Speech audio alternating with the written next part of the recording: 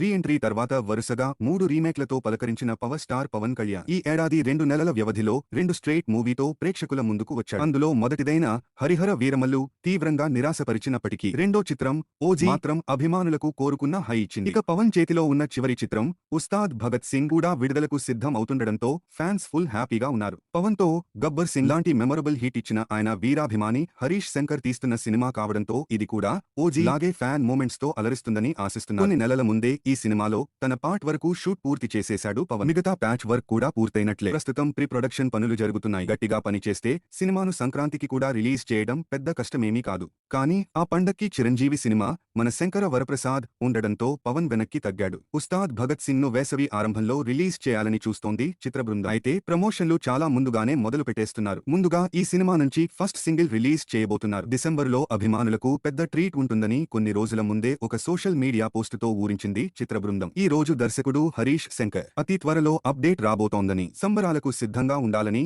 పవన్ అభిమానులకు పిలుపునిచ్చాడు. పవన్ ఇందులో మంచి డాన్స్ నంబర్స్ చేసినట్లు యూనిట్ వర్గాలు చెబుతున్నాయి. అందులో ఒక పాటను ఫస్ట్ సింగిల్ గా రిలీజ్ చేయబోతున్నారు. దీంతో పాటు ఈ నెలలో మరో అప్డేట్ కూడా ఉంటుందని, సంక్రాంతికి కూడా ట్రీట్ ఇస్తారని, ఆ తర్వాత కొంచెం గ్యాప్ తీసుకుని రిలీజ్ ముంగిట నెల రోజులు ప్రమోషన్లు గట్టిగా చేస్తారని సమాచారం. పెద్ది రాని పక్షంలో మార్చి 26న ఈ సినిమా రిలీజ్ అవుతుంది. లేదంటే ఏప్రిల్లో విడుదల ఉండొచ్చు.